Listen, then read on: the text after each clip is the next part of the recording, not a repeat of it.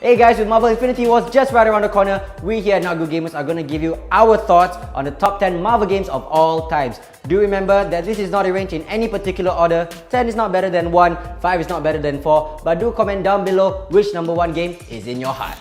At number 1, we have LEGO Marvel Superheroes. LEGO Marvel Superheroes is an action-adventure game developed by Traveller's Tale and published by Warner Brothers Interactive. This game is set in the Marvel Cinematic Universe with prominent settings such as Asgard and the Marvel version of New York City. What makes this multiplayer game so interesting are the whimsical jokes and lighthearted quips that are mentioned throughout the entire game.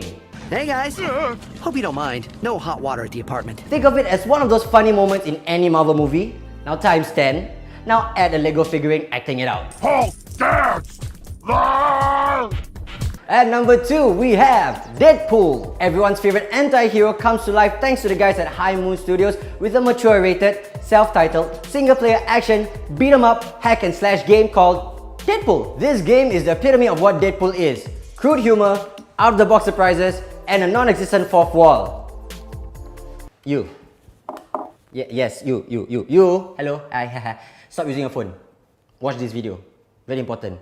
Am I in focus? I'm not in focus. Cameraman! He even acknowledges that he's part of the game and takes a piss at the game script and redecorates it with a crayon. Why are we trying to kill what's-his-face? Who cares? I'm making art here. Normally equipped with his katana and gun, Deadpool has access to large hammers, plasma guns, and sick-ass combos, anything that will help you obliterate henchmen along the way as you progress along the level. Along the way, you'll bump into characters such as Wolverine, Rogue, Psylocke, Cable, and some bad guy called Mr. Sinister. I mean, who names a villain Mr. Sinister? Is it Mr. Sinister? I don't know, it sounds like a lazy-ass name. I mean, like, why can't you just call the guy Mr. Batman, you know?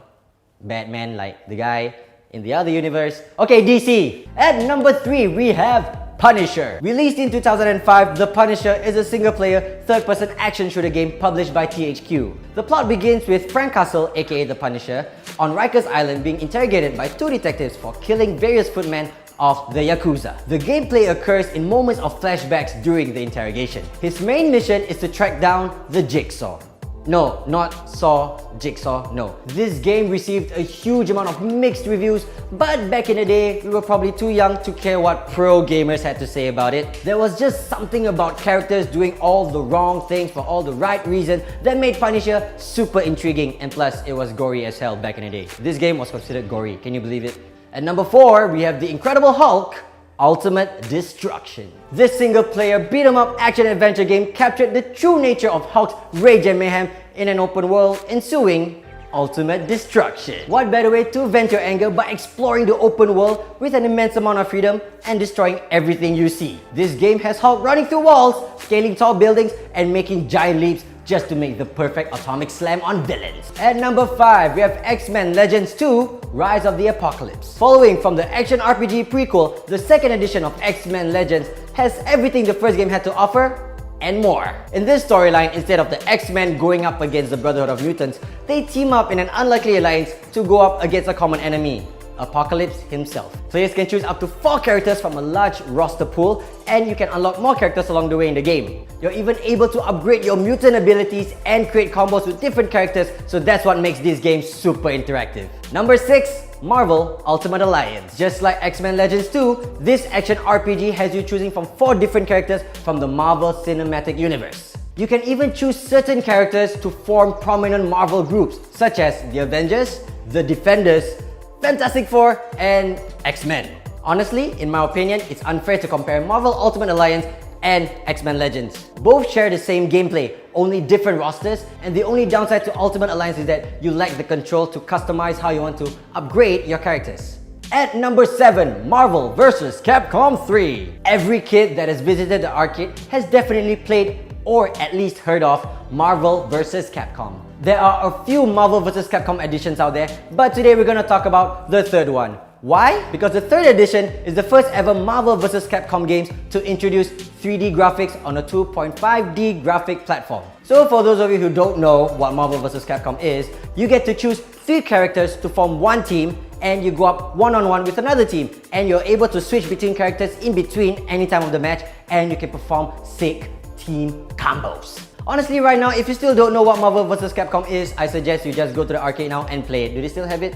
Do they still have it? I don't know. Play the game. At number 8, we have Guardians of the Galaxy, the Telltale series. For those of you who are unfamiliar with Telltale games, they are well known for creating episodic graphic adventure games, aka point-and-click story-based games. So for those of you who are looking for a more chill kind of game, this is the perfect game for you. This game is based off entirely on your decisions along the game. This game will give you a storyline, and along the way you will have to make different choices, and different choices will lead up to different endings of the game. Most people will want to try everything, but personally, I like to play the game once and see how I end up. At number 9, X-Men Origins Wolverine. Usually, when a video game is based off a movie, it is destined to fail. But for some reason, X-Men Origins Wolverine was a huge success. This is a single-player hack-and-slash game similar to Devil May Cry and God of War. The gameplay storyline is mostly based off the movie, but in this gameplay, there are definitely more stuff for you to experience. Side missions, more characters, more action. Trust me, the movie is not gory enough, alright? This game is definitely more gory. But there are certain elements of the game which differs from the movie. For example, Mystique was in the game. Mystique wasn't in the movie. So once again, X-Men in the past kind of messed up with the whole timeline, so what to do, right? But the game is still awesome. It's gory, it's hack and slash, have fun. At number 10, and personally my favorite, Spider-Man. Now you're probably thinking, why not Spider-Man 2? Well, because Spider-Man 1 is the very first superhero game that sets the tone for every other future superhero game. Spider-Man 1 is the very first superhero game to put on a benchmark of how video games are right now. It is the very first game to introduce the 3D element in any superhero game. At that point in time, I was still a kid, it was on PS1, the 3D graphics, the swinging mechanism, the voice acting, and fighting combos, everything was pitch perfect. But then again, Spider-Man 2 is on the top 100 PS2 games of all times. So why did I choose Spider-Man 1 over Spider-Man 2? The answer is, I can't pick both. It's just that Spider-Man 1 was my very first game. I think I speak for a lot of people out there. I'm still using my fourth wall Deadpool, yeah? Most of you out there, older gamers such as myself, Spider-Man 1 was my very first game of all. Even before FIFA, Winning 11, Spyro, Final Fantasy, I don't care. Spider-Man 1 was my very first game, and that's why it has a very special place in my heart. So that's all I have for this top 10 Marvel games of all time. So guys, do comment down below what other games you think deserve to be on the top 10 Marvel game of all time list. Well, that's all the time for me I have today. Enjoy Marvel Infinity Wars. It's the movie you'll all be waiting for a long time. See ya!